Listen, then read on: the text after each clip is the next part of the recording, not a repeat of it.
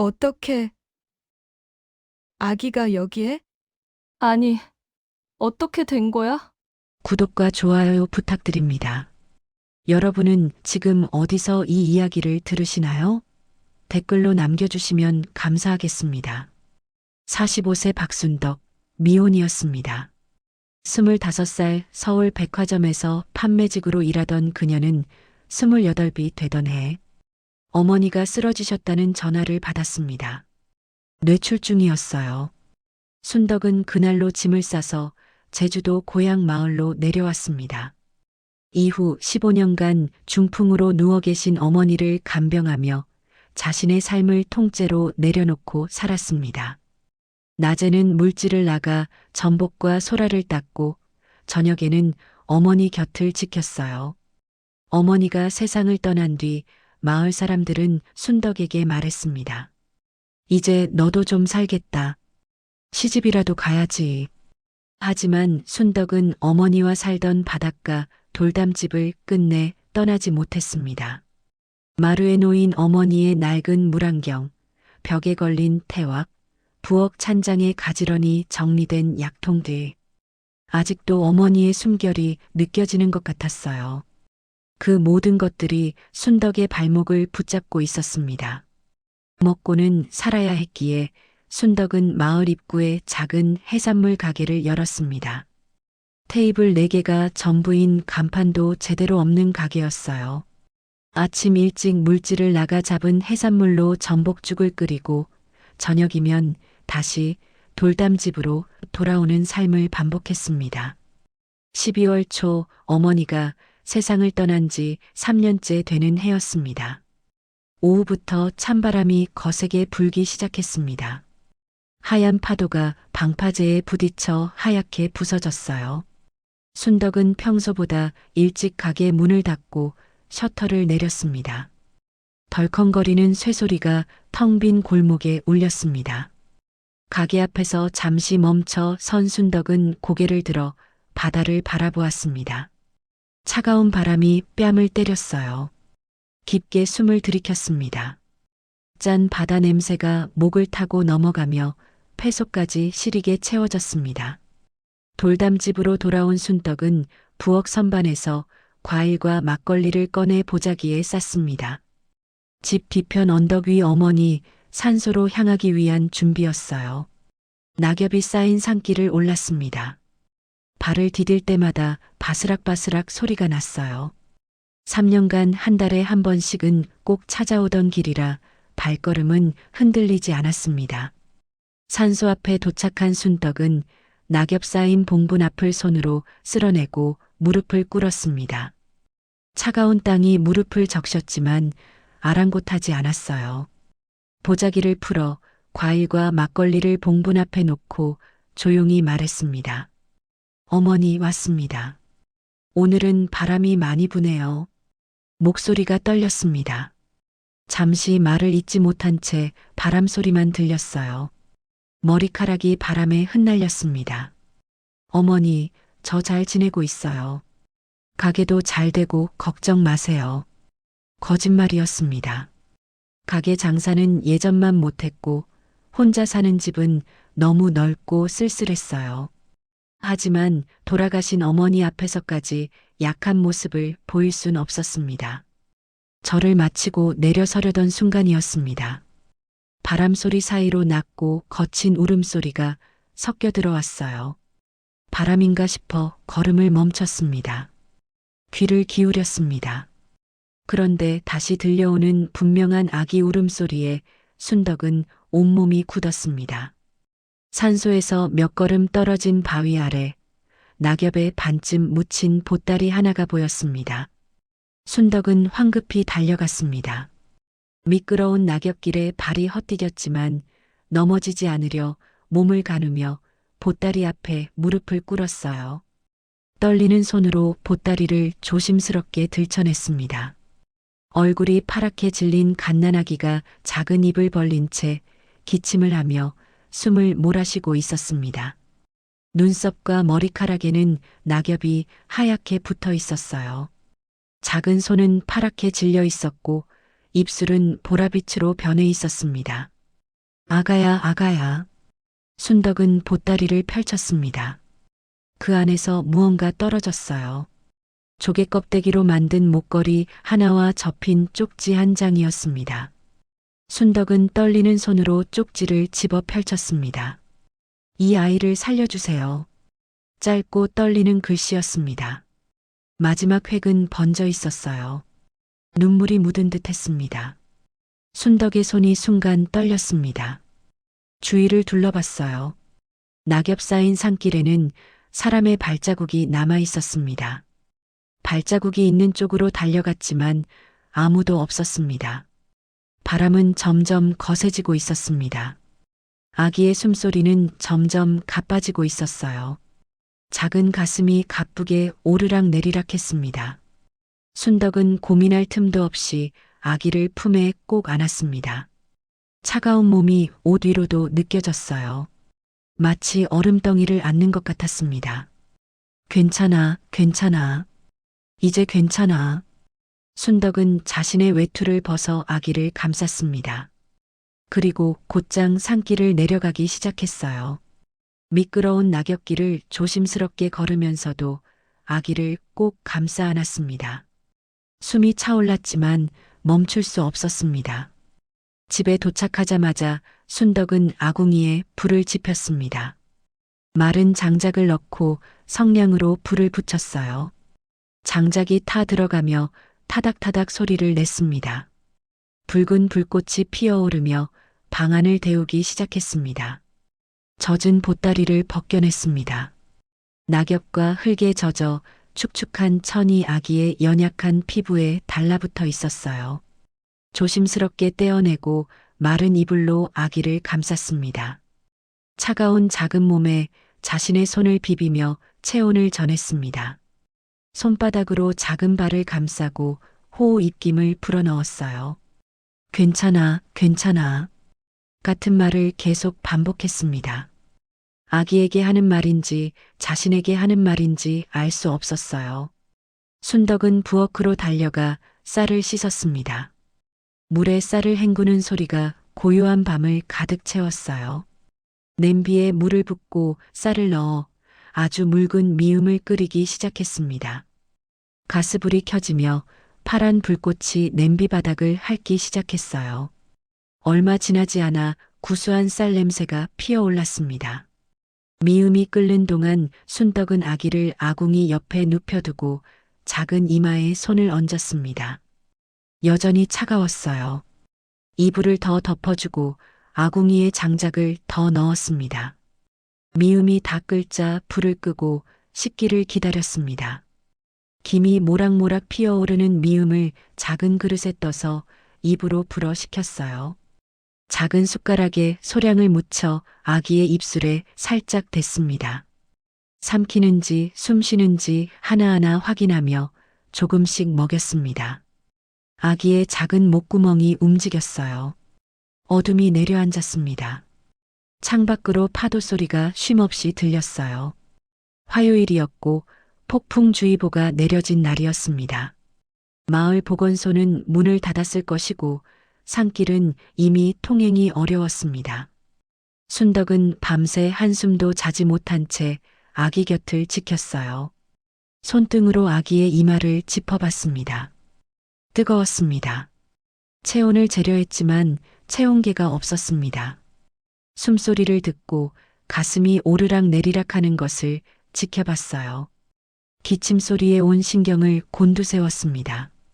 1시간마다 미음을 조금씩 먹이고 차가운 수건을 이마에 올렸습니다. 아궁이에 장작을 계속 넣어 불이 꺼지지 않게 했어요. 창밖으로는 파도가 거세게 몰아치고 있었습니다. 새벽녘이 되자 변화가 일어났습니다. 아기의 울음이 조금 잦아들었어요. 열도 내리고 숨도 조금씩 고르게 쉬기 시작했습니다. 파랗던 입술에 희미하게 붉은 기운이 돌기 시작했어요. 순덕은 그제야 바닥에 주저앉았습니다. 온몸에 힘이 빠져나갔어요. 팔과 다리가 후들거렸습니다. 아기를 내려다보며 조용히 말했습니다. 그래, 내가 여기 온 데는 이유가 있겠지. 파도 소리가 들리는 새벽, 순덕은 아기를 품에 안은 채 조용히 다짐했습니다. 이날 이후 그녀의 인생은 다시는 예전으로 돌아가지 않게 될 것이었습니다. 다음 날 아침 순덕은 눈을 뜨자마자 아기부터 확인했습니다. 이불 속에서 아기가 새근새근 자고 있었어요. 작은 가슴이 규칙적으로 오르락 내리락 했습니다. 조심스럽게 손등으로 이마를 짚어봤습니다. 열이 내렸어요. 어젯밤 그토록 차갑던 몸에서 이제는 따뜻한 온기가 느껴졌습니다. 숨도 고르게 쉬고 있었습니다. 순덕은 한참 동안 잠든 아기의 얼굴을 물끄러미 바라봤습니다. 아기의 속눈썹이 길었어요. 뺨은 복숭아처럼 부드러워 보였습니다. 그때였어요. 아기의 입가에 희미한 미소가 번졌습니다. 작은 입술이 살짝 올라가며 보조개가 움푹 패였어요. 순덕의 눈시울이 뜨거워졌습니다. 눈물이 볼을 타고 주르륵 흘러내렸습니다. 손등으로 눈물을 닦아냈지만 계속 흘러내렸어요. 그래, 너를 지키는 게 지금 내가 해야 할 일이구나. 순덕은 어젯밤 보따리에서 떨어진 쪽지를 다시 펼쳐들었습니다. 이 아이를 살려주세요. 떨리는 글씨가 여전히 선명했어요. 쪽지 모서리는 눈물에 젖어 살짝 구겨져 있었습니다. 쪽지를 가슴에 꼭 안으며 작게 속삭였습니다. 살려달라고 했지. 그럼 살아야지. 내가 키울게. 어쩌면 누군가가 자신에게 마지막으로 남긴 하늘의 명령일지도 모른다는 생각이 들었습니다. 순덕은 쪽지를 조심스럽게 접어 서랍 깊숙한 곳에 넣었어요. 아이의 이름을 고민하던 순덕은 어머니가 생전 어려운 시절마다 쓰던 표현을 떠올렸습니다. 바다가 사람을 보낸 거야. 바다가 돕는 거지. 어머니는 힘든 일이 있을 때마다 그렇게 말하곤 했어요. 병세가 악화되어 누워 계실 때도 창밖 바다를 바라보며 그 말을 되뇌곤 했습니다. 순덕은 아기의 이마를 쓰다듬으며 말했습니다. 지우, 바다가 지켜준 아이. 그렇게 불러줄게. 마을에서는 소문이 빠르게 퍼졌습니다. 박순덕이 아기를 데려왔대. 이 나이에 왜 내냐? 고아원에 데려가야 하는 거 아니야? 해산물 가게에 오는 손님들 사이로 수군거림이 들렸어요. 순덕이 아기를 안고 지나갈 때마다 사람들은 힐끔힐끔 쳐다봤습니다. 순덕은 묵묵히 아이를 안고 걸었습니다. 집으로 돌아와 고운 실로 베네저고리를 직접 지었어요. 밤마다 바늘을 움직이며 한 땀 한 땀 정성스럽게 지었습니다. 다 지은 베네저고리를 아이에게 입히며 순덕은 작게 웃었어요. 낮에는 물질, 밤에는 돌담집. 순덕은 지우를 가게 한쪽 묘에 눕혀놓고 장사를 시작했습니다. 요 한편에는 낡은 바구니가 놓여 있었어요. 딸랑이, 물티슈, 물병, 기저귀가 빼곡히 담긴 바구니였습니다. 손님들은 처음엔 신기한 눈으로 바라봤지만 점차 익숙해졌습니다. 지우가 딸랑이를 흔들 때마다 딸랑딸랑 소리가 가게 안을 채웠어요. 3년이 흘렀습니다. 어느 새벽녘 순덕은 조용히 잠든 지우의 모습을 바라보며 서랍에서 쪽지를 꺼내 다시 읽었습니다. 이 아이를 살려주세요. 3년 전 그날의 산길 장면이 생생히 떠올랐어요. 파랗게 질린 아기의 얼굴, 떨리는 손으로 보따리를 들쳐냈던 순간 차가운 바람과 아기의 가쁜 숨소리까지 모두 기억났습니다. 지금 지우는 3살이었습니다. 처음 만났을 때는 생후 약 100일 남짓이던 아기였어요. 순덕은 그 아이를 지우라 불렀고 이젠 이 작은 존재가 자신의 전부가 되었습니다. 순덕은 마을 입구 해산물 가게를 연 지 5년 차였습니다. 낮에는 장사를 하고 밤이면 돌담집으로 돌아가는 삶을 반복했어요. 그 사이 지우는 그 누구보다 자연스럽게 이 생활에 스며들었습니다. 아침이면 순덕과 함께 가게로 가고 저녁이면 돌담집으로 돌아왔습니다. 지우는 항상 순덕을 엄마라고 불렀습니다. 순덕은 웃으면서도 꼭 말해줬어요. 엄마 맞아. 근데 지우를 낳은 엄마는 아니야. 난 길러준 엄마란다. 지우는 고개를 갸웃하더니 환하게 웃었습니다. 그럼 둘 다 엄마지 뭐. 지우는 눈빛이 또렷했습니다. 가게에 오는 손님을 기억하고 어떤 손님이 뭘 좋아하는지도 외웠어요. 저 할머니는 소라 많이 넣어달라고 하세요. 저 아저씨는 전복 안 좋아해요. 계산대에서 계산기를 들고 놀 때도 버튼의 의미를 정확히 알고 눌렀습니다. 숫자를 누르고 결과가 나오는 것을 신기한 듯 바라봤어요. 어느 날 한 손님이 현금 계산을 깜빡하고 나가버렸습니다. 순덕이 미처 알아채지 못하고 다음 손님을 맞이하고 있을 때 지우가 말했어요. 엄마, 저 아저씨 돈 안 줬어요. 10,000원. 순덕이 계산대를 확인하자 정말로 계산이 빠져 있었습니다. 10,000원짜리 지폐가 한 장 모자랐어요. 지우가 숫자를 정확히 기억하고 있었다는 것에 순덕은 놀랐습니다. 이준호는 35살, 인근 초등학교 수학교사였습니다. 순덕 가게의 단골이기도 했어요. 키가 크고 안경을 쓴 온화한 인상의 남자였습니다. 최근 지우의 말투와 행동이 눈에 들어오기 시작했습니다. 어느 날 준호는 요에 앉아있는 지우에게 물었어요. 몇 살이니? 3살이요. 그런데 저 계산력은 뭐지? 준호는 장난삼아 테이블 위에 놓인 젓가락 개수를 물었습니다. 지우는 단숨에 대답했어요. 3쌍이면 6개. 거기에 엄마가 하나 더 났어요. 7개. 준호는 주머니에서 종이와 펜을 꺼내 간단한 수문제를 그려줬습니다. 동그라미 3개씩 2줄로 그린 그림이었어요. 지우는 잠깐 쳐다보더니 말했습니다. 6개요. 준호는 놀랍도록 빠른 답에 종이를 내려다보며 중얼거렸습니다. 이 아이 보통 아이가 아닌데. 준호는 순덕에게 조심스럽게 물었습니다.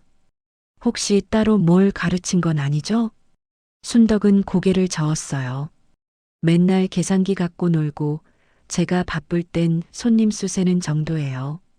이후 준호는 자주 가게를 들러 지우와 숫자, 놀이를 이어갔습니다. 지우는 수의 규칙과 패턴을 이해했어요. 그 자리에서 자신만의 문제를 만들기도 했습니다. 선생님, 이것도 맞춰보세요. 지우가 그린 동그라미를 보며 준호는 감탄했습니다. 어느 날 아침 가게 문을 열기 전 지우가 말했습니다.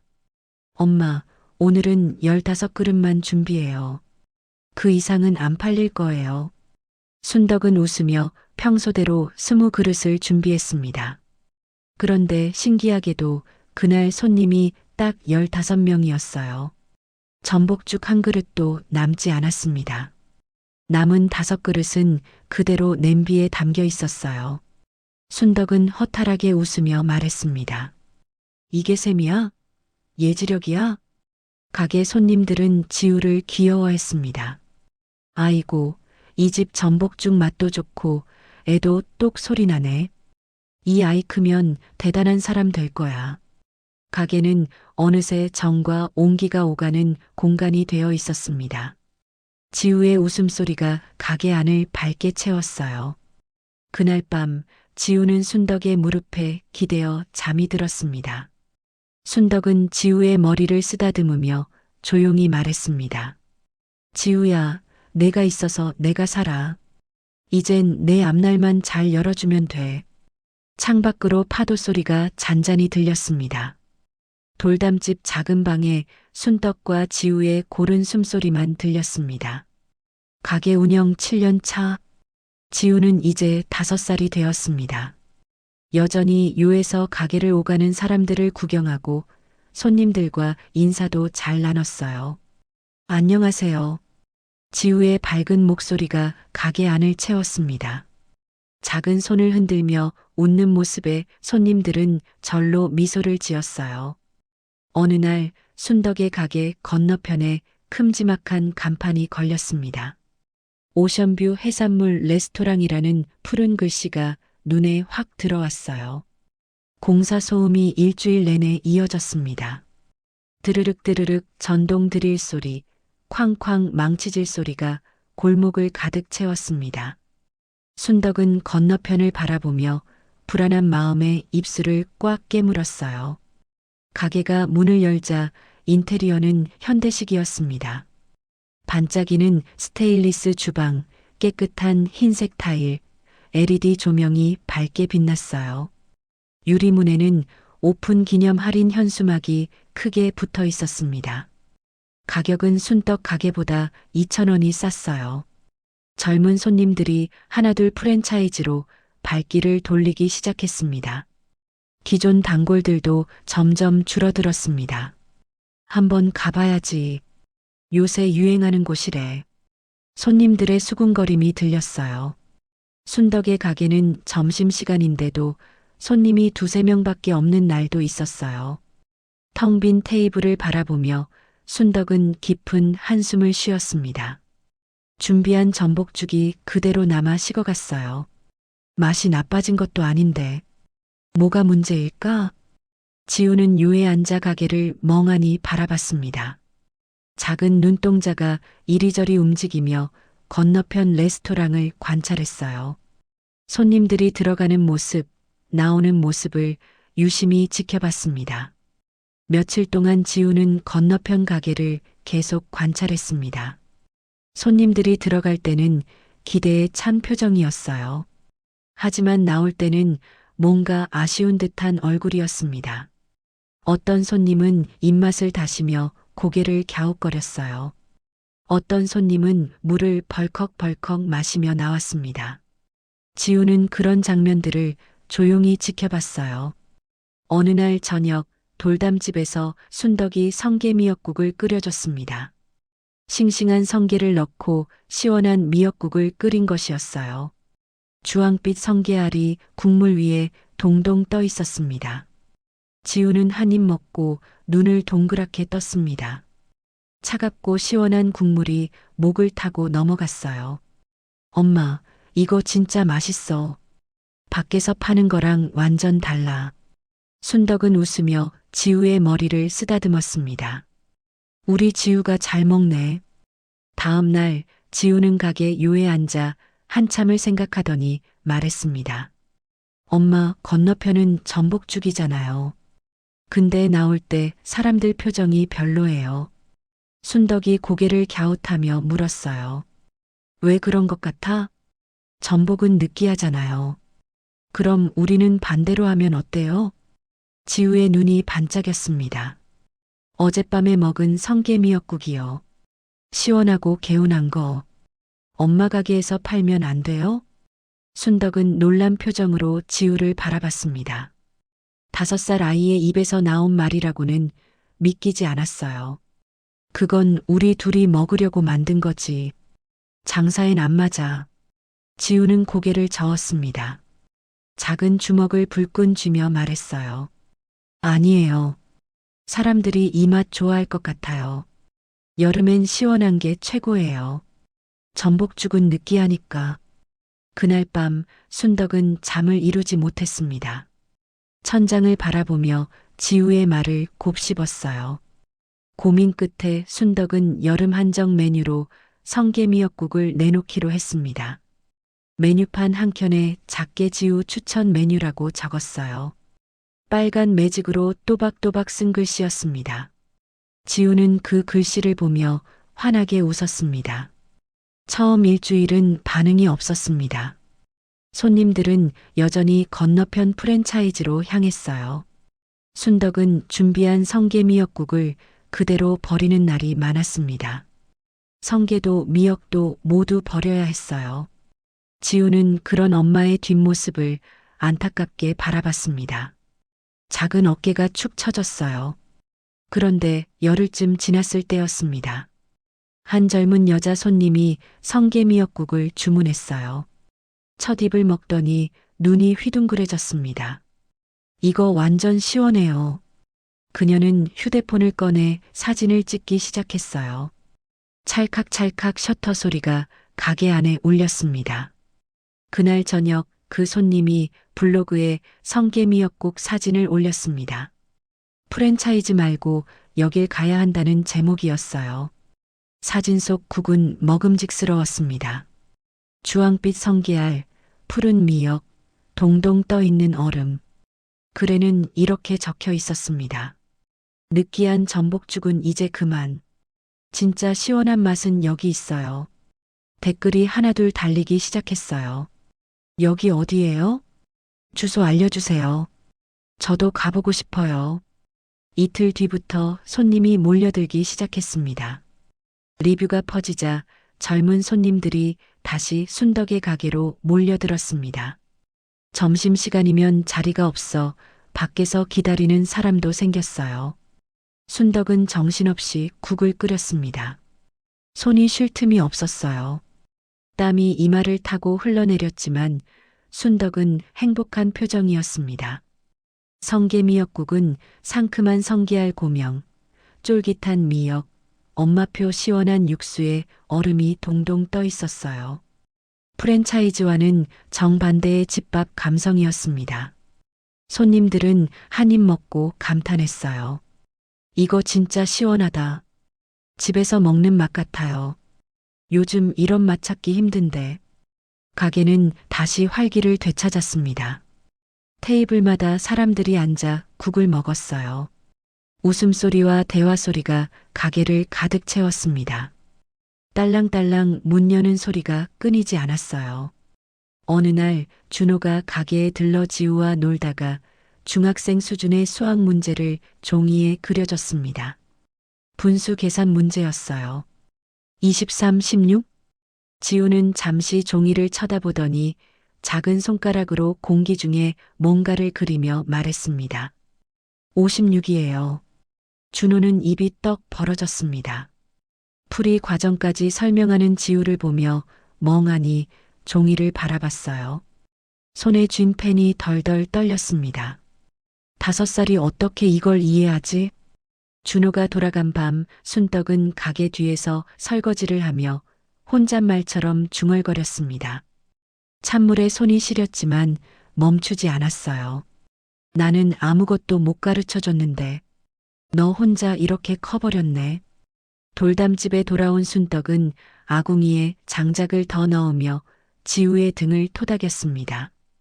타닥타닥 장작 타는 소리가 방 안을 채웠어요. 붉은 불꽃이 지우의 얼굴을 환하게 비쳤습니다. 지우는 순덕의 품에 안겨 스르륵 잠이 들었습니다. 엄마가 많이 못해줘서 미안해. 순덕은 작게 속삭이며 지우의 이마에 입을 맞췄습니다. 창밖으로 달빛이 은은하게 비쳐들었어요. 돌담집 작은 방에 두 사람의 고른 숨소리만 들렸습니다. 2년이 흘렀습니다. 지우는 이제 7살이 되었어요. 준호는 요즘 지우를 바라볼 때마다 묘한 기시감을 느꼈습니다.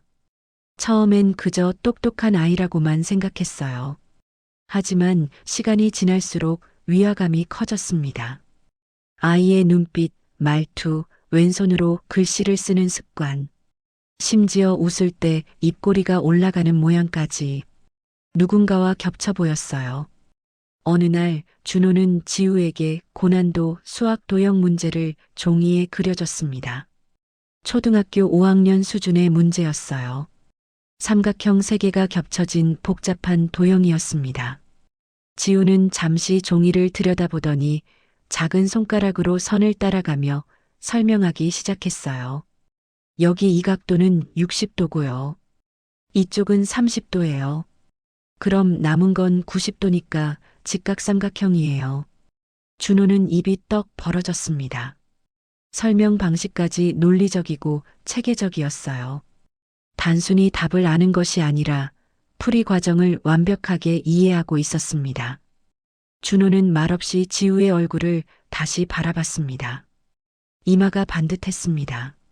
눈은 쌍꺼풀이 없이 또렷했어요. 머리 위쪽을 보니 쌍가마였습니다. 왼손으로 연필을 쥐는 모습까지. 준호는 순간 민혁이라는 이름이 떠올랐습니다. 고등학교 때부터 대학까지 함께했던 친구. 수학을 가장 잘했던 친구. 역시 왼손잡이였던 친구. 하지만 준호는 고개를 가로저었습니다. 말도 안 돼. 설마. 어느 날 오후였습니다. 지우가 성게미역국을 먹다가 고개를 숙이는 순간 목에 걸린 목걸이가 티셔츠 밖으로 삐져나왔어요. 조개 껍데기로 만든 목걸이였습니다. 중앙에는 푸른빛으로 반짝이는 J 이니셜이 새겨져 있었어요. 테두리에는 얇은 진주 조각이 빙 둘러 박혀 있었습니다. 햇빛에 반사되어 영롱하게 빛났어요. 준호의 얼굴이 굳었습니다. 손에 쥔 젓가락이 덜컥 떨어져 테이블 위에 부딪혔어요. 딸그랑 소리가 가게 안에 울렸습니다. 심장이 쿵쿵 뛰기 시작했어요. 과거의 한 장면이 생생히 떠올랐습니다. 대학교 4학년 때였어요. 민혁이 준호를 조용한 카페로 불러냈습니다. 테이블 위에 작은 벨벳 상자를 꺼내 놓으며 민혁이 자랑하듯 말했어요. 내가 세상에서 가장 사랑하는 사람에게 주려고 만든 거야. 세상에 하나밖에 없지. 상자 뚜껑을 열자 안에 들어있던 것이 바로 그 조개 껍데기 목걸이였습니다. 푸른빛 J 이니셜, 진주 테두리까지 똑같았어요. 준호는 그 기억을 지금껏 한 번도 떠올린 적이 없었습니다. 아니, 잊고 있었어요. 민혁과 연락이 끊긴 지 오래였고 그 목걸이도 기억 저편으로 사라져 있었습니다. 준호는 떨리는 목소리로 조심스럽게 물었습니다.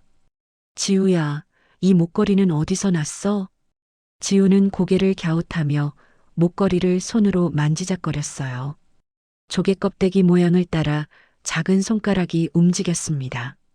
이건 친엄마님이 남기신 거래요. 기억은 없지만 엄마가 늘 갖고 있으라고 했어요. 준호는 더 이상 묻지 못했습니다. 목구멍이 바짝 말랐어요. 물 한 모금을 들이켰지만 목의 건조함은 가시지 않았습니다. 준호는 한참 동안 멍하니 자리에 앉아 있었습니다. 머릿속에서 단어들이 계속 맴돌았습니다. 민혁, 지우, 목걸이, 푸른빛 제이, 왼손잡이, 쌍가마. 모든 조각이 하나씩 맞춰지기 시작했어요. 퍼즐이 천천히 완성되어 가는 느낌이었습니다. 그날 밤 준호는 집으로 돌아와 오래된 사진을 꺼냈습니다. 먼지가 뽀얗게 쌓인 앨범이었어요. 페이지를 넘기는 손이 떨렸습니다. 바스락바스락 소리가 고요한 방 안에 울렸어요. 고등학교 졸업사진이 나왔습니다. 교복을 입고 활짝 웃고 있는 민혁의 모습. MT 때 찍은 단체샷도 있었어요. 민혁이 왼손으로 비를 그리며 웃고 있었습니다. 준호는 사진 속 민혁과 오늘 본 지우의 얼굴을 떠올렸습니다. 미묘하게 겹쳐 보였어요. 이마의 각도, 눈매, 입모양. 심지어 웃을 때 입꼬리가 올라가는 방식까지 닮아 있었습니다. 쌍가마 위치까지 똑같았어요. 내가 왜 이걸 이제야 눈치챈 걸까? 준호는 망설이다가 서랍 깊숙한 곳에서 오래된 수첩을 꺼냈습니다. 낡은 페이지를 넘기자 민혁의 번호가 나왔어요. 7년 전 마지막으로 통화했던 번호였습니다. 연필로 적힌 숫자들이 희미하게 번져 있었어요. 준호는 떨리는 손으로 휴대폰에 번호를 입력했습니다. 전화벨이 울렸습니다. 뚜뚜뚜. 길게 이어지는 신호음. 받지 않았어요. 준호는 한숨을 쉬며 전화를 끊으려는 순간이었습니다. 10분 뒤 준호의 폰에서 진동이 울렸습니다. 부르르륵. 화면에 낯선 번호가 떴어요. 준호는 손을 떨며 전화를 받았습니다. 준호야, 너 맞지? 익숙한 목소리였습니다. 7년 만에 듣는 민혁의 목소리였어요. 조금 낮아지고 무거워진 목소리였지만 분명 민혁이었습니다. 준호는 순간 목이 메웠습니다. 말이 제대로 나오지 않았어요. 숨을 깊이 들이켰다가 천천히 말했습니다. 민혁아, 내가 지금 꼭 만나야 할 사람이 있어. 너랑 관련 있을지도 몰라. 전화기 너머로 민혁의 숨소리가 들렸습니다. 거칠고 무거운 숨소리였어요. 잠시 침묵이 흘렀습니다. 같은 시각 서울 강남의 펜트하우스 40층 높이의 고급 주상복합 건물 최상층이었습니다. 통유리 너머로 한강이 한눈에 내려다 보였어요. 밤하늘에 빌딩 불빛들이 반짝이고 있었습니다. 강민혁은 거실 가죽 소파에 앉아 전화기를 귀에 댄 채 창밖을 바라봤습니다. 대양해운 그룹 회장, 국내 해운 분야 1위를 달리는 재벌 그룹의 수장이었어요. 39세의 나이에 이미 업계를 주름잡는 인물이었습니다. 하지만 지금 민혁의 얼굴에는 회장의 위험 같은 건 없었습니다. 눈가에 주름이 깊게 패어 있었어요. 입술은 바짝 말라 있었습니다. 준호의 말이 귓가에 맴돌았습니다. 꼭 만나야 할 사람, 너랑 관련 있을지도. 민혁은 순간 한 사람을 떠올렸습니다. 지연, 7년 전 자신이 놓쳐버린 여자. 민혁은 전화를 끊고 천천히 일어났습니다. 비틀거리는 걸음으로 서재로 향했어요. 서랍을 열었습니다. 가장 깊숙한 곳, 중요한 서류들 사이에 끼워둔 사진 한 장을 꺼냈습니다. 지연과 함께 찍은 마지막 여행 사진이었어요. 제주도 해변에서 웃고 있는 그녀의 얼굴. 하얀 원피스를 입고 바람에 날리는 머리카락을 손으로 쥐며 환하게 웃던 모습. 뒤로는 푸른 바다가 펼쳐져 있었습니다. 지연아, 널 찾아야 했는데. 민혁의 목소리가 갈라졌습니다. 손이 떨렸어요. 지연은 연락이 끊긴 지 7년째였습니다. 민혁은 어머니의 강요로 정략 결혼을 선택했어요. 정치 명문가 딸과의 결혼이었습니다. 지연을 마지막으로 만난 날 그저 미안해라는 말만 반복할 뿐이었습니다. 그 결혼은 오래가지 못했어요. 성격 차이와 끊임없는 갈등, 서로를 향한 무관심 속에서 3년 만에 이혼했습니다. 이혼 서류에 도장을 찍던 날 민혁은 처음으로 지연을 떠올렸어요. 이혼 후 민혁은 지연을 찾아 헤맸습니다. 사설 탐정을 고용하고 지인들에게 연락했어요. 지연이 일하던 카페를 찾아가기도 했습니다. 하지만 어떤 단서도 찾지 못했어요. 지연은 흔적도 없이 사라져버렸습니다. 마치 처음부터 존재하지 않았던 사람처럼 그저 기억 속에 묻어둔 이름만 남았을 뿐이었습니다. 준호의 전화는 민혁에게 얼어있던 감정을 깨웠습니다. 가슴이 조여왔어요. 손이 떨렸습니다. 사진을 쥔 손에 땀이 배었어요. 준호가 갑자기 날 찾은 이유가 뭘까? 내가 만나야 할 사람이 혹시 지연과 관련이 있는 건 아닐까? 민혁은 사진을 꽉 쥐었습니다. 사진 모서리가 구겨졌어요. 창밖의 불빛들이 눈물에 번져 흐릿하게 보였습니다. 준호의 전화를 받은 민혁은 말없이 한참 동안 서재 책상에 앉아 있었습니다. 지연의 사진을 내려놓았지만 시선은 여전히 그 위에 머물러 있었어요. 친구가 남긴 말이 마음속에 파문처럼 번졌습니다. 지금 꼭 만나야 할 사람이 있어. 그 말이 계속 귓가를 맴돌았어요. 민혁은 손으로 얼굴을 감쌌습니다. 거친 숨을 몰아쉬었어요. 가슴속 어딘가에서 오래 잠들어 있던 감정이 꿈틀거리기 시작했습니다. 그날 오후 민혁은 검은 캐시미어 코트를 걸쳤습니다. 거울 앞에 선 그의 얼굴은 창백했어요. 입술을 꽉 깨물었습니다. 지하 주차장으로 내려가 검은색 세단 운전석에 앉았습니다. 시동을 걸자 엔진 소리가 지하 주차장에 낮게 울렸어요. 준호가 문자로 알려준 주소를 내비게이션에 입력했습니다. 목적지까지 3시간 소요됩니다. 기계음이 차 안을 채웠어요. 민혁은 핸들을 꽉 쥐었습니다. 손등에 핏줄이 붉어졌어요. 서울을 벗어나 고속도로를 달렸습니다. 창밖으로 회색빛 하늘이 펼쳐졌어요. 앙상한 나무들이 빠르게 스쳐 지나갔습니다. 민혁은 계기판의 숫자들을 바라봤지만 아무것도 눈에 들어오지 않았어요. 복잡한 감정이 얼굴에 겹쳐졌습니다. 기대와 두려움, 그리움과 불안이 뒤섞여 있었어요. 3시간 뒤 내비게이션이 목적지 도착을 알렸습니다. 좁은 골목길에 낡은 상가 건물들이 늘어서 있었어요. 민혁은 차를 천천히 몰아 해산물 가게 앞에 세웠습니다. 간판도 제대로 없는 작은 가게였어요. 유리문 너머로 희미하게 사람들의 모습이 보였습니다. 민혁은 차에서 내렸습니다. 신발 밑창에서 자갈 밟히는 소리가 났어요. 사각사각. 가게 문 앞에 서서 깊게 숨을 들이켰습니다. 손이 떨렸어요. 문고리를 잡은 손에 땀이 배었습니다. 문을 밀고 들어서는 순간 따뜻한 해산물 냄새가 코끝을 스쳤습니다. 구수한 멸치 육수 향과 성게 냄새가 섞여 있었어요. 민혁의 시선이 가게 안을 훑었습니다. 그때 눈에 들어온 아이가 있었습니다. 지우였어요.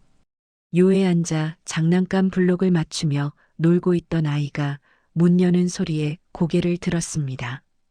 맑은 눈동자가 민혁을 바라봤어요. 민혁은 그 자리에 얼어붙었습니다. 숨이 멎는 듯한 충격이 온몸을 관통했어요. 심장이 쿵쾅쿵쾅 뛰기 시작했습니다. 귀가 먹먹해졌어요. 지우의 얼굴. 그 얼굴은 자신의 어린 시절과 너무나 닮아 있었습니다. 반듯한 이마, 쌍꺼풀 없는 또렷한 눈매. 아이가 블록을 쥔 손은 왼손이었어요. 고개를 숙이자 머리 위쪽에 쌍가마가 보였습니다. 모두 민혁 자신의 것과 똑같았어요. 준호가 구석 테이블에서 일어나 웃으며 손을 흔들었습니다. 하지만 민혁은 대답하지 못했어요. 멍하니 지우를 응시한 채 비틀거리며 자리에 앉았습니다. 다리에 힘이 풀렸어요. 순덕이 주방에서 고개를 내밀며 물었습니다. 어서 오세요. 뭘 드릴까요? 민혁은 겨우 목소리를 짜냈습니다. 성게미역국 하나 주세요. 목소리가 떨렸습니다. 눈은 계속 지우를 따라 움직였어요. 아이가 블록을 놓고 물을 마시고 다시 장난감을 집는 모습까지 하나하나 놓치지 않으려 했습니다. 순덕은 조용히 국을 끓이기 시작했습니다. 냄비에서 김이 모락모락 피어올랐어요. 미역을 넣고 성게알을 띄우고 육수를 부었습니다. 국을 테이블에 내려놓으며 순덕은 손님 쪽을 힐끔 봤습니다. 고개를 숙인 채 수저를 쥐지도 못하고 있는 남자. 그의 눈가가 젖어 있었어요. 어깨가 가늘게 떨리고 있었습니다. 준호는 민혁 옆 의자를 당겨 앉으며 조용히 말했습니다. 지우야, 목걸이 아직 가지고 다니지? 지우는 작게 고개를 끄덕였습니다. 작은 손으로 티셔츠 안쪽을 더듬더니 조개 껍데기 목걸이를 꺼내 보였어요. 푸른빛 J 이니셜이 형광등 불빛에 반짝였습니다. 민혁은 그 순간 말문이 막혔습니다. 손에 쥔 수저가 덜덜 떨렸어요. 수저가 그릇에 부딪혀 딸그락 소리를 냈습니다. 중앙에 푸른빛 J 이니셜, 지연에게 선물했던 유일한 그 목걸이. 세상에 단 하나뿐인 목걸이. 내가 직접 디자인해서 만들었던 목걸이. 손끝이 떨렸어요. 민혁은 천천히 눈을 감았습니다. 눈꺼풀 뒤로 눈물이 고였습니다. 민혁은 조심스럽게 지우에게 물었습니다. 혹시 몇 살이지? 지우는 밝게 대답했어요. 7살이에요. 곧 학교 가요. 그 말을 들은 민혁의 머릿속에 7년 전 장면이 떠올랐습니다. 마지막으로 지연을 만났던 날. 카페 앞에서 헤어지던 순간 지연은 뭔가 말하려다 주춤했어요. 입술을 달싹이며 민혁의 뒷모습을 바라봤습니다. 민혁이 돌아보자 지연은 고개를 저으며 손을 흔들었어요. 혹시 그때 지연이 임신 중이었던 건가? 민혁의 입술이 파르르 떨렸습니다. 민혁은 흔들리는 눈빛으로 준호를 바라보며 낮게 속삭였습니다. 지우의 머리카락. 잠깐만. 확인이 필요해. 준호는 고개를 끄덕였습니다. 지우에게 다가가 옷자락을 살펴봤어요. 옷깃에 붙은 머리카락 한 올을 조심히 떼어냈습니다. 티슈에 싸서 민혁의 손에 건넸어요. 민혁은 떨리는 손으로 티슈를 받아 주머니 깊숙이 넣었습니다. 자리에서 일어섰어요. 국은 한 숟가락도 먹지 않았습니다. 지우는 요에서 손을 흔들며 인사했습니다. 안녕히 가세요. 민혁은 아이의 얼굴을 천천히 눈에 담았습니다. 하나하나 기억하려는 듯 오래도록 바라봤어요. 입술을 꽉 깨물었습니다. 곧 다시 올게. 반드시. 민혁은 속으로 되뇌며 가게 문을 열고 나왔습니다. 검은색 세단에 올라탄 민혁은 한참 동안 핸들을 쥔 채 움직이지 못했습니다. 가방을 열어 주머니에서 티슈를 꺼냈어요. 그 안에 든 작은 머리카락 한 올. 가느다란 검은 머리카락이었습니다. 민혁은 눈을 감았습니다. 눈물이 볼을 타고 흘러내렸어요. 지우야, 내가 내 아들이 맞는다면. 목소리가 갈라졌습니다. 민혁은 시동을 걸고 서울로 향했습니다. 백미러에 비친 가게가 점점 작아졌습니다. 가게를 나선 민혁은 곧장 펜트하우스로 돌아왔습니다. 엘리베이터를 타고 40층까지 올라가는 동안 거울에 비친 자신의 얼굴을 봤어요. 창백했습니다. 입술은 바짝 말라 있었고 눈가에는 핏줄이 붉게 서려 있었어요. 현관문을 열고 들어선 거실. 통유리 너머로 서울 야경이 번져 있었습니다. 남산타워의 불빛, 한강을 가로지르는 다리의 조명, 빌딩들의 네온 사인이 반짝였어요. 하지만 민혁의 시선은 아무것도 담지 못했습니다. 그저 허공을 바라볼 뿐이었어요. 민혁은 비틀거리며 서재로 향했습니다. 검은 가죽 소파에 주저앉아 한참을 그대로 있었어요. 주머니 속 티슈에 싼 머리카락이 만져졌습니다. 그 가느다란 감촉. 민혁은 천천히 그것을 꺼내 책상 위에 놓았어요. 서랍을 열어 깊숙이 넣어둔 지연의 사진을 꺼냈습니다. 제주도 해변에서 웃고 있는 그녀의 얼굴. 하얀 원피스가 바람에 날리고 뒤로는 푸른 바다가 펼쳐져 있었어요. 사진 뒷면에는 볼펜으로 적힌 날짜가 있었습니다. 7년 전 5월. 마지막으로 연락이 끊기기 2달 전이었어요. 민혁은 사진을 가슴에 꽉 안았습니다. 손이 떨렸어요. 눈을 감자 눈물이 볼을 타고 흘러내렸습니다. 이번엔 끝까지 간다. 민혁은 책상 위 인터폰 버튼을 눌렀습니다. 비서에게 연락하는 내선이었어요. 잠시 후 문에서 노크 소리와 함께 열렸습니다. 똑똑. 40대 중반의 남자 비서가 조용히 들어왔어요. 회장님 부르셨습니까? 민혁은 주머니에서 티슈에 싼 머리카락을 꺼냈습니다. 책상 위에 조심스럽게 내려놓았어요. 형광등 불빛 아래 가느다란 검은 머리카락이 보였습니다. 이 머리카락과 내 것. 외부에 절대 새지 않게 유전자 검사해. 가장 신뢰할 수 있는 병원으로. 비서는 잠시 민혁의 얼굴을 바라봤습니다. 평소와 다른 떨리는 목소리, 붉어진 눈과 굳어진 표정을 봤어요. 하지만 이유를 묻지 않았습니다. 오랜 시간 함께 일하며 배운 것이 있었습니다. 고개를 숙였어요. 알겠습니다. 민혁은 창밖을 바라보며 다시 말했습니다. 그리고 사설 탐정 한 분을 알아봐 주세요. 이 분야에서 가장 실력 있는 사람으로. 네, 회장님. 즉시 알아보겠습니다. 비서가 나간 뒤 민혁은 다시 지연의 사진을 꺼내 들었습니다. 손가락으로 사진 속 그녀의 얼굴을 쓰다듬었어요. 차가운 사진 표면만 느껴졌습니다. 다음 날 오후 비서에게서 서류 봉투가 왔습니다. 안에는 명함 한 장이 들어 있었어요. 김영수 탐정사무소라는 글자가 검은색으로 인쇄되어 있었습니다. 민혁은 곧장 전화를 걸었어요. 전화벨이 2번 울리고 남자의 차분한 목소리가 들렸습니다. 민혁은 낮게 말했습니다. 찾아야 할 사람이 있습니다. 이름은 한지연. 7년 전까지의 행적을 전부 추적해 주세요. 전화 너머로 펜으로 메모하는 소리가 들렸어요. 민혁은 지연의 생년월일, 마지막으로 알고 있던 주소, 일하던 카페 이름까지 모두 불러줬습니다. 작은 단서라도 좋습니다. 7년 전까지 전부. 며칠이 지났습니다. 민혁은 밤낮 없이 전화기를 들여다봤어요. 회의 중에도 식사 중에도 휴대폰을 테이블 위에 올려놓고 화면을 확인했습니다. 식사도 제대로 하지 못했어요. 비서가 가져다 주는 샌드위치를 한두 입 베어 물다가 그대로 내려놓곤 했습니다. 입맛이 없었어요. 사흘째 되는 날 저녁 책상에서 서류를 보던 민혁의 휴대폰이 울렸습니다.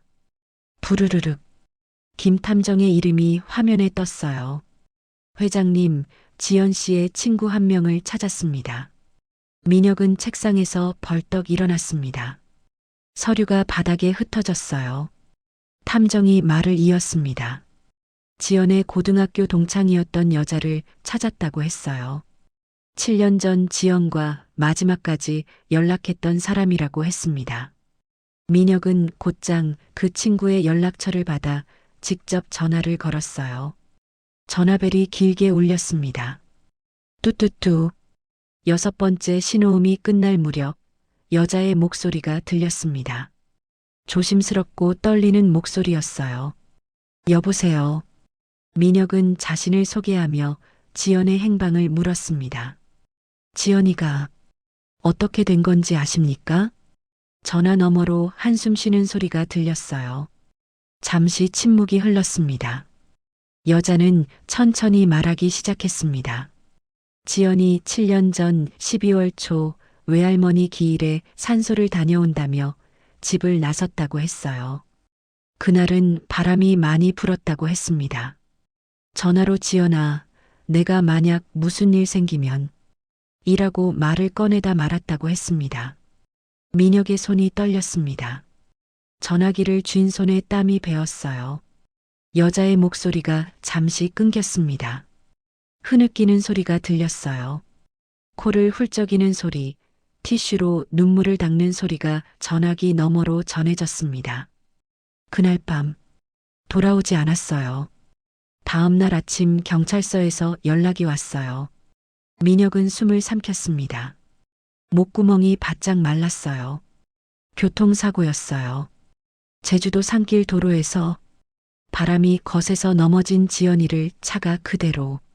가해자는 잡히지 않았고 여자의 목소리가 완전히 끊겼습니다. 울음소리만 들렸어요. 그날로 지연이는 세상을 떠났어요. 민혁은 그 자리에 주저앉았습니다. 무릎이 바닥에 닿으며 둔탁한 소리가 났어요. 벌써? 전화기가 손에서 미끄러져 떨어졌습니다. 바닥 카페 뒤로 굴러가며 딸그락 소리를 냈어요. 7년 전 12월. 지우의 나이와 정확히 겹치는 시간. 머릿속에서 모든 퍼즐이 하나로 이어졌어요. 지연은 아기를 어딘가 안전한 곳에 숨겨놓고 그날 밤 바람 부는 산길 도로에서 사고를 당했다. 민혁은 떨어진 전화기를 주워 다시 귀에 댔습니다. 손이 떨려 전화기를 떨어뜨릴 뻔했어요. 납골당. 어디 있습니까? 여자는 흐느끼며 주소를 알려줬습니다.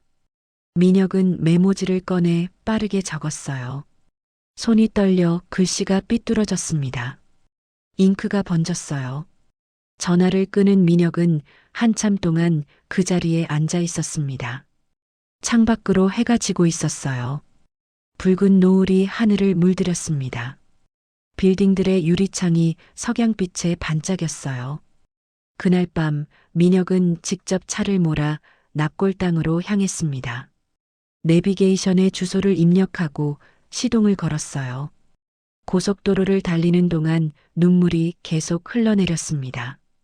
앞이 흐릿하게 보였어요. 손등으로 눈물을 닦아냈지만 계속 흘러내렸습니다. 낙골당에 도착한 것은 밤 11시였습니다. 3층짜리 회색 건물이었어요. 주차장에는 차가 몇 대 없었습니다.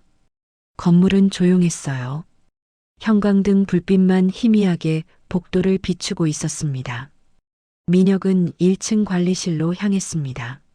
나이 지긋한 관리인이 책상에 앉아 신문을 보고 있었어요.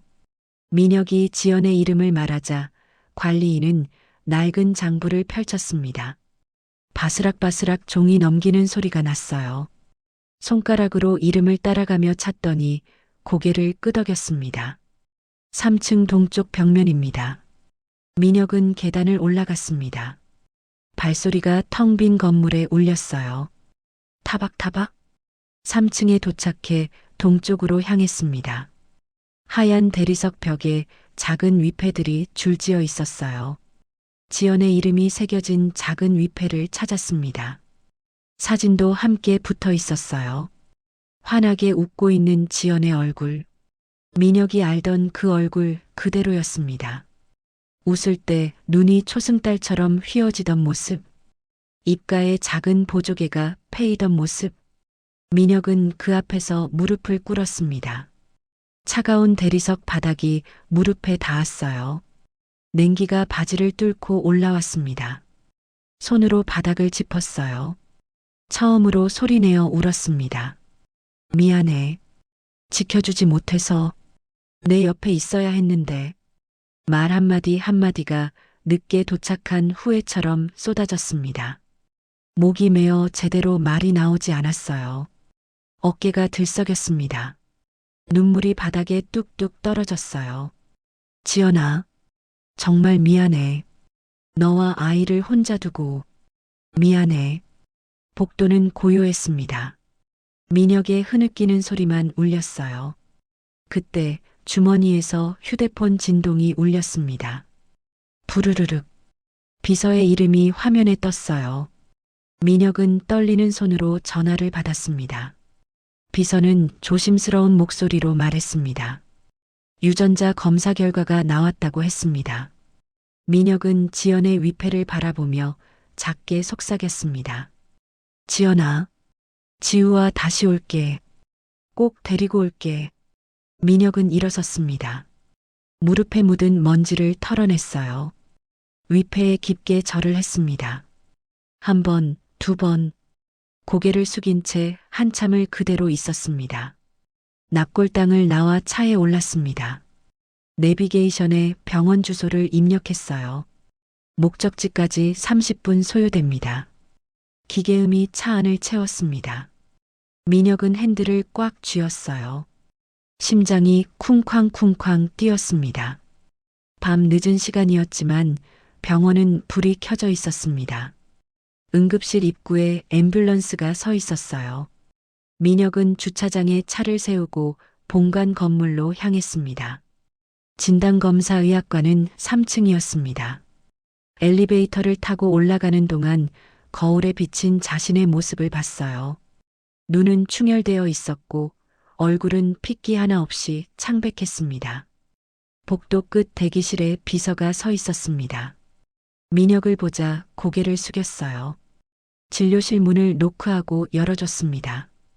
흰 가운을 입은 의사가 민혁을 맞이했습니다. 40대 후반으로 보이는 남자 의사였어요. 은퇴 안경을 쓰고 있었습니다. 이쪽으로 앉으시죠? 민혁은 의자에 앉았습니다. 가죽 의자가 삐걱 소리를 냈어요. 손이 떨렸습니다. 의자 팔걸이를 꽉 쥐었어요. 의사는 책상 위 서류를 펼쳤습니다. 여러 장의 종이에 표와 그래프가 인쇄되어 있었어요. 친자관계 검사 결과입니다. 두 분의 유전자를 비교 분석한 결과 일치도가 99.99%입니다. 생물학적 친자관계가 확실합니다. 민혁의 손이 떨렸습니다. 눈을 감았어요. 눈꺼풀 뒤로 지우의 얼굴이 떠올랐습니다. 맑게 웃던 모습, 손을 흔들던 모습, 블록을 맞추며 놀던 모습. 지우는 그의 아들이었습니다. 지연이 마지막 순간까지 지키려 했던 아이. 바람 속에 남겨졌지만 기적처럼 살아남은 아이. 잃어버렸다고 생각했던 삶의 한 조각이 이제야 제자리를 찾았어요. 민혁은 병원을 나서며 밤하늘을 올려다봤습니다. 별이 총총히 빛나고 있었어요. 차가운 바람이 뺨을 스쳤습니다. 낮게 속삭였습니다. 지연아, 내가 지우는 지킬게. 이번엔 끝까지. 이른 아침 민혁은 다시 한번 제주도로 향했습니다. 어젯밤 잠을 한숨도 자지 못했어요. 유전자 검사 결과지를 계속 들여다봤습니다. 99.99% 일치. 그 숫자가 눈에 계속 밟혔어요. 침대에 누워서도 거실을 배회하면서도 결과지를 손에서 놓지 못했습니다. 비행기를 타고 제주도에 도착했습니다. 렌터카를 빌려 마을로 향했어요. 해산물 가게 앞에 도착했을 때 가게 문은 굳게 닫혀 있었습니다. 유리문에 매주 화요일 정기 휴무라는 손글씨 안내판이 붙어 있었어요. 테이프가 한쪽 모서리에서 떨어져 삐뚤어져 있었습니다. 민혁은 차 안에서 한참을 망설이다 준호에게 전화를 걸었습니다. 준호야, 지우가 어디 계실까? 준호는 조용히 대답했습니다. 오늘은 집에 있을 거야. 주소 보내줄게. 잠시 후 문자로 온 주소를 내비게이션에 입력했습니다. 해변 마을이었어요. 민혁은 천천히 차를 몰아 좁은 길을 따라갔습니다. 양옆으로 돌담이 늘어서 있었어요. 낡은 비포장 도로에서 타이어가 바스락바스락 소리를 냈습니다. 차체가 덜컹거리며 흔들렸어요. 한참을 가자 작은 집 한 채가 나타났습니다. 슬레이트 지붕에 벽은 시멘트로 발라져 있었어요. 곳곳에 금이 가 있었고 페인트는 벗겨져 있었습니다. 마당에는 오래된 물항아리가 쌓여 있었고 감나무 한 그루가 서 있었어요. 빨랫줄에는 작은 옷가지들이 바람에 펄럭이고 있었습니다. 지우의 티셔츠, 순덕의 낡은 앞치마가 보였어요. 민혁은 차에서 내렸습니다. 차가운 바닷바람이 뺨을 스쳤어요. 마당 안쪽에서 웃음소리가 들렸습니다. 지우와 순덕이었어요. 지우는 마당에서 조개 껍데기를 주우며 놀고 있었고 순덕은 그 옆에서 빨래를 개고 있었습니다. 지우야, 엄마. 이거 봐요. 하며 예쁜 조개 껍데기를 보여주자 순덕은 우와, 정말 예쁘다. 하며 웃었어요. 두 사람의 모습이 평화로워 보였습니다. 민혁은 조용히 다가섰습니다. 발소리를 들은 순덕이 고개를 들었어요. 며칠 전 가게에서 본 그 남자였습니다. 순덕은 빨래를 내려놓고 천천히 일어섰어요. 손에 묻은 먼지를 털어냈습니다. 안녕하세요. 무슨 일로? 민혁은 고개를 숙여 인사하며 조심스럽게 말했습니다. 드릴 말씀이 있습니다. 순덕은 민혁의 굳은 표정을 보며 무언가 느낀 듯 했습니다. 가슴이 철렁 내려앉는 느낌이었어요. 지우를 돌아보며 떨리는 목소리로 말했습니다. 지우야, 안에 들어가서 놀고 있어. 네, 엄마. 지우는 고개를 끄덕이고 집 안으로 들어갔습니다. 쿵쿵 발소리가 마루에 울렸어요. 방문이 삐걱 소리를 내며 닫혔습니다. 순덕은 민혁을 마루로 안내했습니다. 두 사람은 마주 앉았어요. 나무 마루는 오래되어 앉을 때마다 삐걱거렸습니다. 민혁은 가방에서 서류 봉투를 꺼냈어요. 손이 떨렸습니다. 봉투의 모서리가 구겨져 있었어요. 이 아이, 제 아들입니다. 유전자 검사 결과지를 꺼내 순덕 앞에 놓았습니다. 종이 위에 표와 숫자들이 빼곡히 인쇄되어 있었어요. 친자 확률 99.99%라는 문장이 붉은 네모 안에 강조되어 있었습니다. 순덕은 숨이 턱 막혔습니다. 멍하니 검사 결과지를 들여다봤어요. 글씨가 눈에 들어오지 않았습니다. 손이 떨렸어요. 종이를 쥔 손에서 바스락 소리가 났습니다. 입술이 파르르 떨렸어요. 민혁은 진심을 담아 말했습니다. 저는 이 아이가 태어난 줄도 몰랐습니다. 당신이 지켜줬네요. 정말 감사합니다. 민혁의 목소리가 떨렸어요. 눈가가 붉어졌습니다. 고개를 숙여 절을 했어요. 민혁은 안주머니에서 두꺼운 봉투를 꺼내 순덕 앞에 내밀었습니다. 순덕은 손을 들어 막으며 고개를 저었어요. 내가 바라고 키운 게 아니에요. 저 아이가 저를 살렸어요. 순덕의 목소리는 단호했습니다. 봉투를 밀어내는 손에 힘이 들어갔어요. 민혁은 봉투를 거두며 말했습니다. 그럼 함께 가시죠. 지우와 그리고 당신도 제가 모시겠습니다. 순덕은 단호히 고개를 저었습니다. 저는 이 집에 있을게요. 저 아이는 그 집에서 자라야 맞는 아이예요. 순덕의 마음속엔 이미 답이 있었습니다. 준호에게 민혁이 재벌 회장이란 말을 들었습니다. 재벌가 아들로 살아야 한다는 현실, 그리고 자신이 그 아이에게 한계가 되어선 안 된다는 두려움. 가난한 시골 해녀 아줌마가 그 아이의 미래를 가로막아선 안 된다는 생각이었어요. 두 사람은 한참을 말없이 앉아 있었습니다. 마당에서 바람이 불어왔어요. 감나무 가지가 흔들리며 바스락 소리를 냈습니다. 빨랫줄에 옷들이 펄럭였어요. 잠시 후 순덕이 지우에게 조용히 다가왔습니다.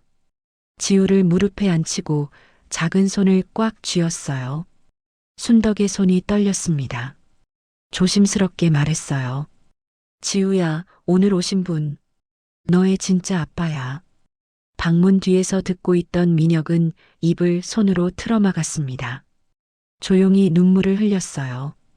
어깨가 가늘게 떨렸습니다. 지우는 눈을 동그랗게 떴습니다. 입을 벌린 채 순덕을 바라봤어요. 정말이에요? 저 아빠 있어요? 진짜예요? 순덕은 고개를 끄덕였습니다. 눈물이 볼을 타고 흘러내렸어요. 손등으로 눈물을 닦았지만 계속 흘러내렸습니다. 그래, 너의 진짜 아빠야. 엄마가 이제는 너를 보내야 해. 지우는 그 말의 의미를 이해하는데 몇 초가 걸렸습니다. 눈이 점점 커지더니 순간 입술이 떨렸어요. 울음을 터뜨렸습니다. 순덕의 옷깃을 두 손으로 꽉 붙잡으며 소리쳤어요. 그럼 엄마도 같이 가요. 엄마도요. 순덕은 마음을 누르며 단호하게 말했습니다. 떨리는 목소리를 억지로 가라앉혔어요. 입술을 깨물었습니다. 아니야. 엄마는 여기 남아야 해. 넌 이제 내 아빠랑 살아야 해. 지우는 더 크게 울었습니다. 싫어요. 엄마랑 같이 있을 거예요. 작은 주먹으로 순덕의 가슴을 두드렸어요.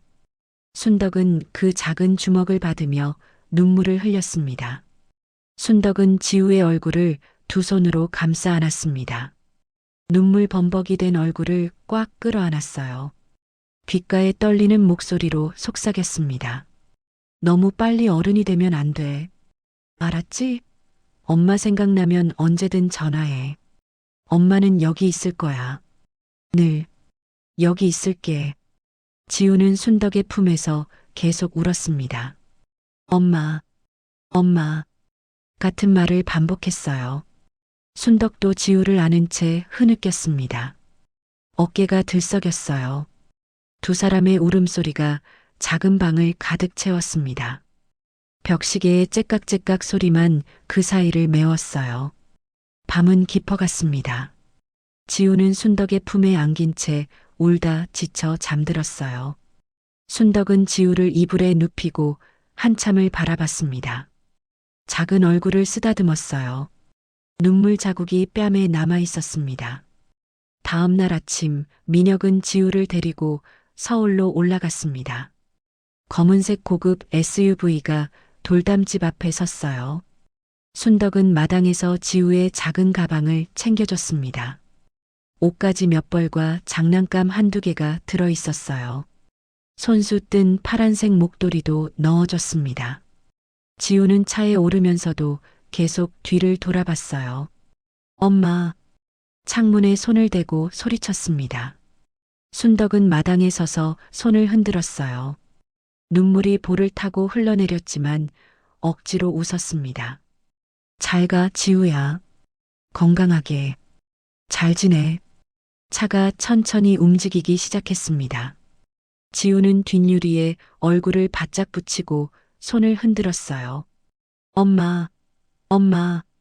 계속 소리쳤습니다. 순덕의 모습이 점점 작아졌어요.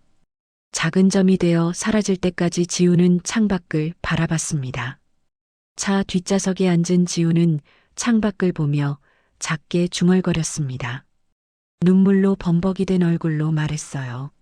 엄마, 꼭 다시 올게. 약속할게.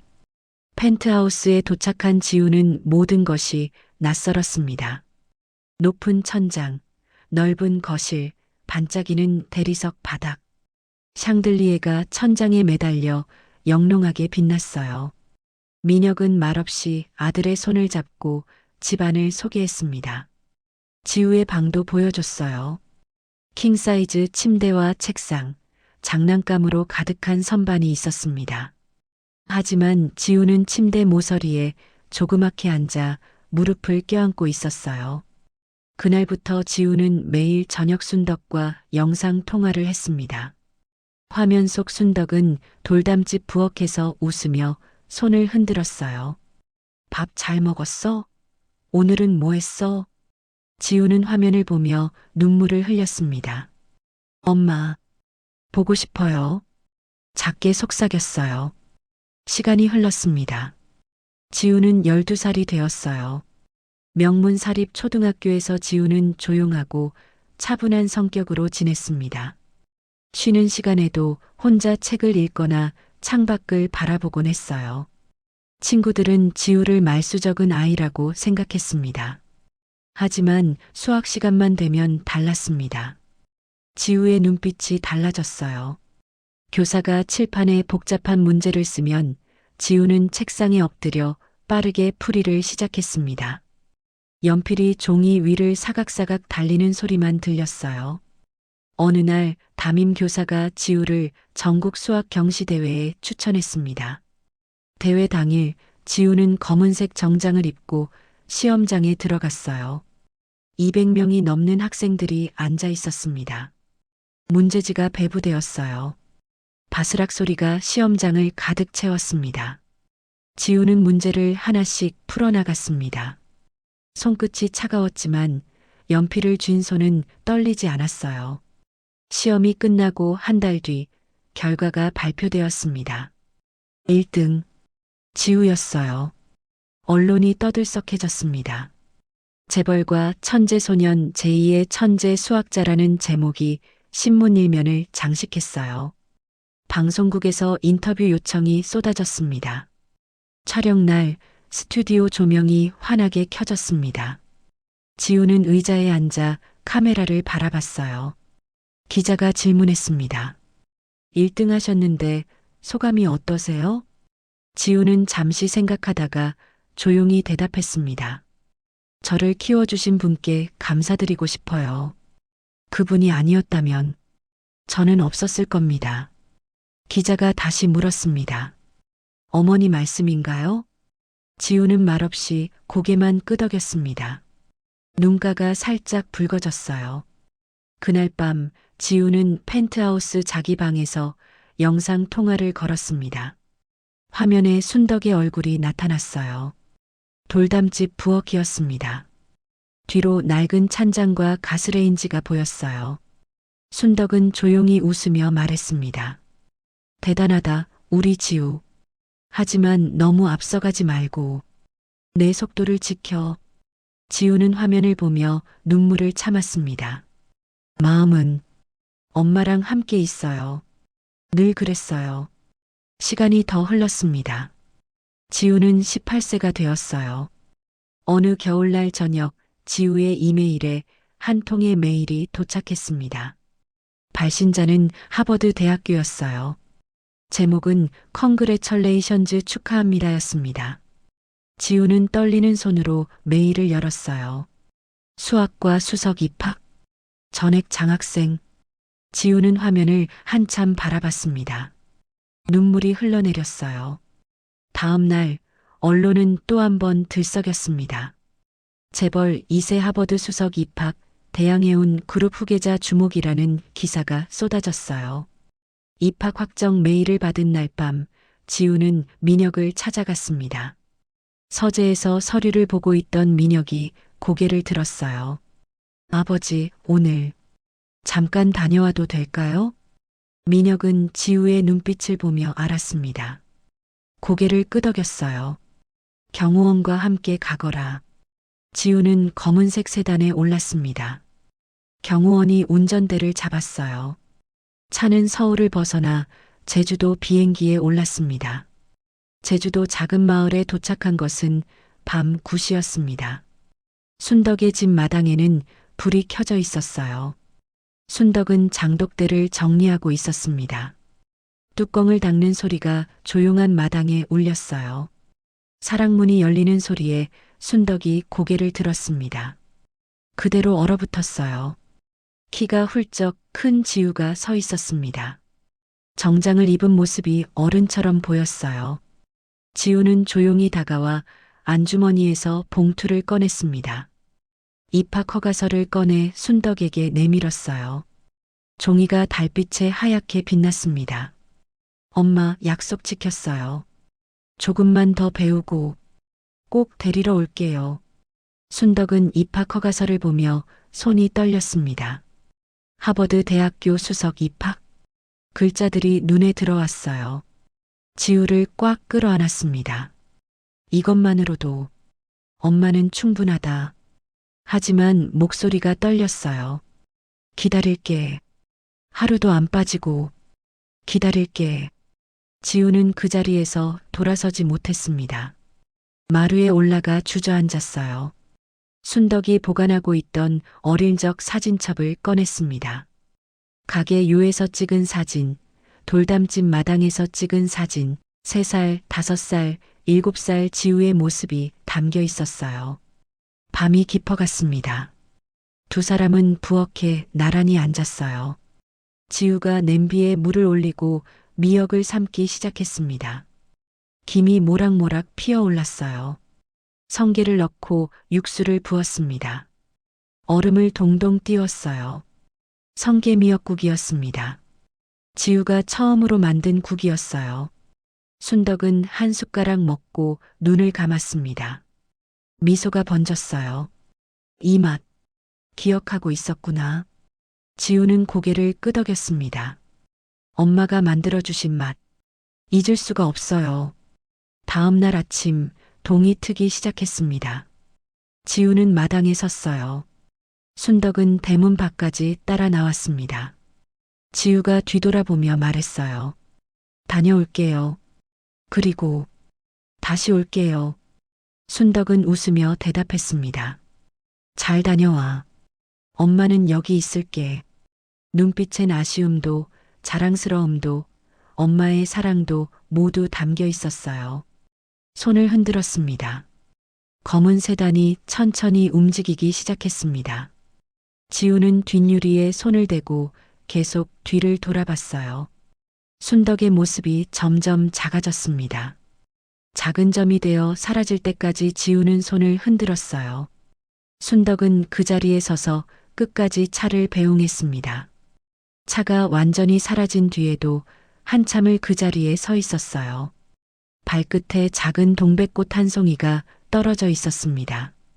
봄이 오고 있었습니다. 5년이 흘렀습니다. 지우는 23세가 되었습니다.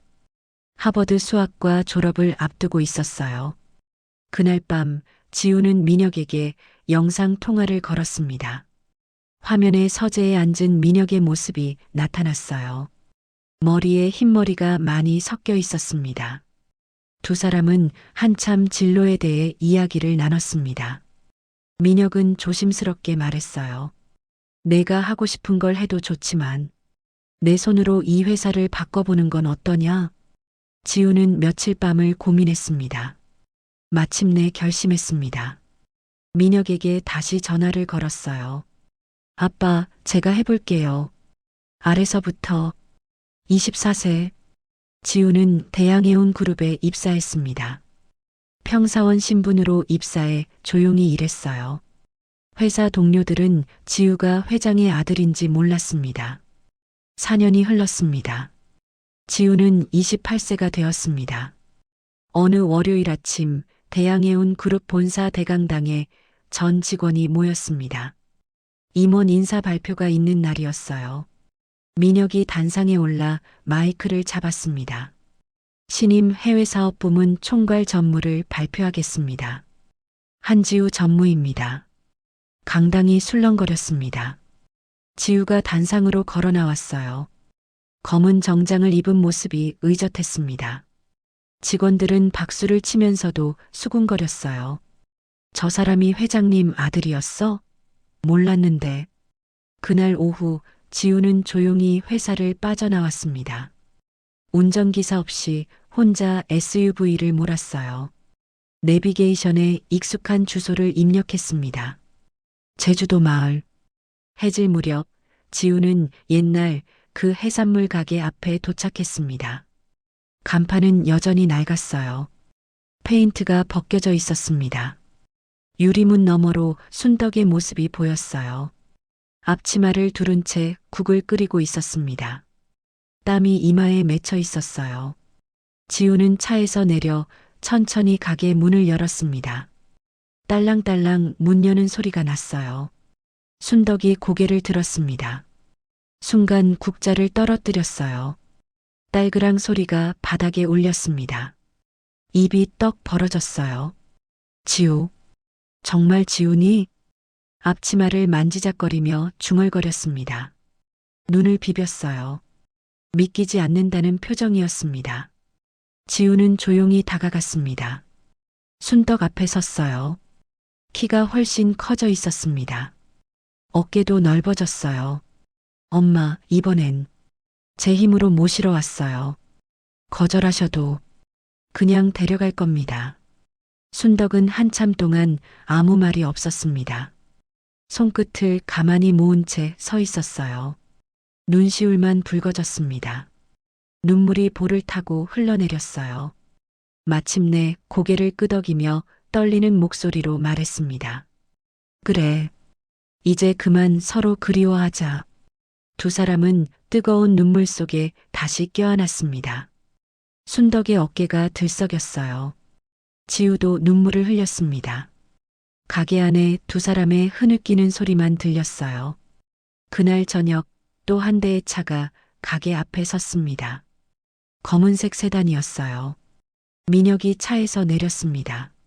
세 사람은 가게 한쪽 평상에 나란히 앉았습니다. 지우가 주방으로 들어가 국을 끓이기 시작했어요. 물이 끓는 소리, 미역 삶는 소리, 성게 넣는 소리가 들렸습니다. 잠시 후 지우가 국 세 그릇을 들고 나왔어요. 성게 미역국이었습니다. 얼음이 동동 떠 있었어요. 민혁은 말없이 숟가락을 들었습니다. 한 입 먹고 눈을 감았어요. 고개를 숙였습니다. 이제야 우리 진짜 가족이 되는 것 같다. 목소리가 떨렸습니다. 다음 날 순덕은 돌담집에서 짐을 꾸렸습니다. 오래된 옷가지들, 사진 몇 장, 어머니의 유품 몇 개. 큰 짐은 없었어요. 지우가 손수 운전한 SUV 뒷좌석에 순덕이 탔습니다. 민혁의 검은색 세단이 뒤따랐어요. 차가 천천히 움직이기 시작했습니다. 순덕은 뒤를 돌아봤어요. 20년 넘게 살았던 돌담집이 점점 멀어졌습니다. 감나무, 장독대, 빨랫줄 모두 작아져 갔어요. 몇 달이 흘렀습니다. 지우는 대양해운 그룹 해외사업부문 총괄 전무로 활동하고 있었습니다. 해외 바이어들과 협상하고 새로운 프로젝트를 진행했습니다. 순덕은 대양복지재단 고문으로 봉사활동을 시작했습니다. 소외된 아이들을 돕고 어려운 가정에 장학금을 전달했어요. 매주 목요일에는 직접 김치를 담가 복지관에 기부했습니다. 어느 봄날 펜트하우스 넓은 거실에 세 사람이 모였습니다. 사진사가 카메라를 들고 서 있었어요. 플래시가 터졌습니다. 가족 사진이었습니다. 민혁, 순덕, 지우. 세 사람이 소파에 나란히 앉아 웃고 있었어요. 사진이 인화되어 거실벽에 걸렸습니다. 큰 액자였어요. 하나는 세 사람의 가족 사진. 민혁, 순덕, 지우가 소파에 나란히 앉아 환하게 웃고 있는 모습이었어요. 그 옆에 작은 액자가 하나 더 걸렸습니다. 지연의 사진. 제주도 해변에서 하얀 원피스를 입고 바람에 날리는 머리카락을 쥐며 웃던 모습. 지우는 작게 속삭였습니다. 엄마, 우리 잘 살고 있어요. 다 지켜보고 계시죠? 순덕이 조용히 다가왔습니다. 지우의 어깨에 손을 얹었어요. 지우야, 너에겐 두 분의 어머니가 계시단다. 순덕의 목소리가 따뜻했습니다. 지우는 고개를 끄덕였습니다. 지연의 사진을 바라보며 말했어요. 친엄마님은 저를 세상에 태어나게 해주셨어요. 그리고 마지막 순간까지 저를 지키려 하셨죠. 목소리가 떨렸습니다. 눈시울이 붉어졌어요. 바람 부는 그날 밤, 엄마는 저를 안전한 곳에 남겨두고 혼자 떠나셨어요. 저를 살리기 위해서. 순덕은 지우의 손을 꽉 잡았습니다. 지우는 순덕을 돌아보며 계속 말했습니다. 그리고 순덕 엄마는 저를 사람으로 키워주셨어요. 밤새 깨어 열을 식혀주시고 미음을 한 숟가락씩 떠먹이며 저를 살려주셨죠. 순덕의 눈에 눈물이 고였습니다. 첫걸음을 뗄 때도, 첫말을 할 때도, 아플 때도, 기쁠 때도 늘 엄마 곁에 계셨어요. 제가 지금 여기 서 있는 건 순덕 엄마 덕분이에요. 지우는 순덕을 꽉 껴안았습니다. 순덕도 지우를 안으며 눈물을 흘렸어요. 민혁이 거실로 들어왔습니다. 두 사람의 모습을 보며 조용히 다가섰어요. 지우는 민혁을 바라보며 말했습니다. 아버지, 저는 이제 알아요. 가족은 피로만 이어지는 게 아니라는 걸요. 민혁은 고개를 끄덕였습니다. 지우는 계속 말했습니다.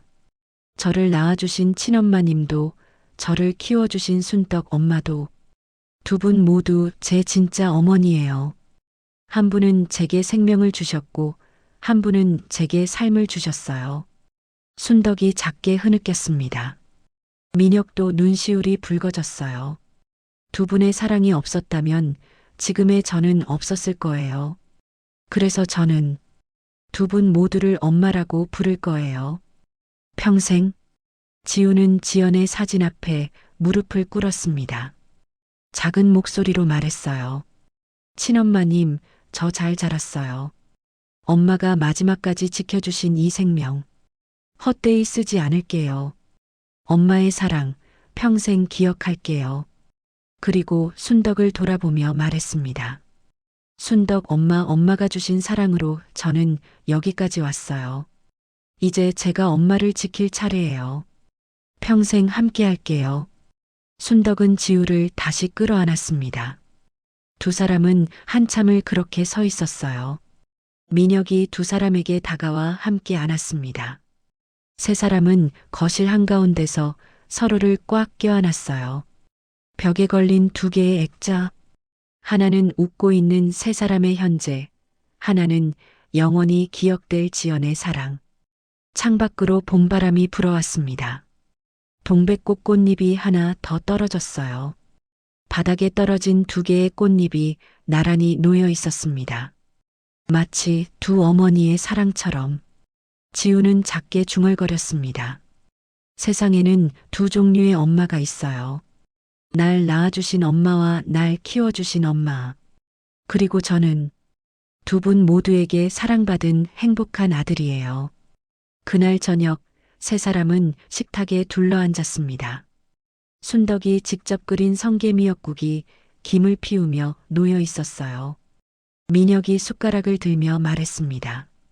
지연아, 우리 아들 잘 키우고 있어. 지켜봐줘. 순덕도 조용히 고개를 숙였습니다. 지연 씨, 지우는 정말 좋은 아이로 자랐어요. 당신의 마지막 선택이 헛되지 않았어요. 지우는 두 사람을 바라보며 눈물을 흘렸습니다. 고맙습니다. 두 분 모두. 창밖으로 별이 떠올랐습니다. 밤하늘에 별 하나가 유난히 밝게 빛나고 있었어요. 마치 지연이 하늘에서 세 사람을 지켜보는 것처럼. 순덕은 지우의 손을 잡았습니다. 민혁은 순덕의 손을 잡았어요. 세 사람의 손이 식탁 위에서 포개졌습니다. 가족은 피보다 진한 거예요. 지우가 말했습니다.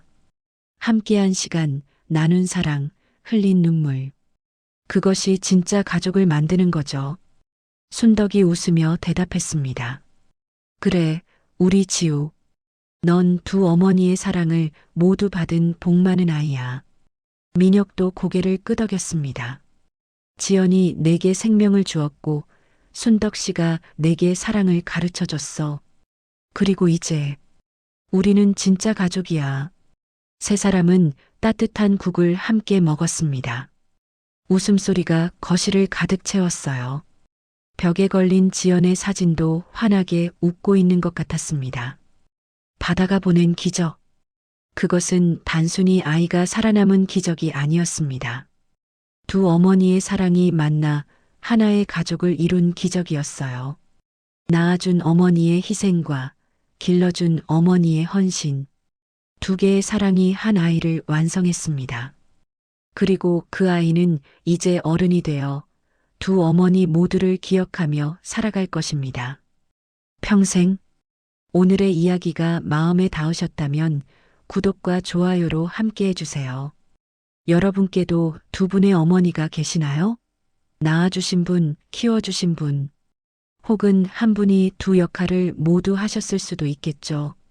어머니의 사랑은 어떤 형태로든 세상에서 가장 위대합니다. 오늘의 이야기가 마음에 닿으셨다면 구독과 좋아요로 함께 해주세요. 그리고 주인공에게 전하고 싶은 따뜻한 말도 댓글에 남겨주시면 감사하겠습니다. 오늘도 건강과 웃음이 하루 되세요.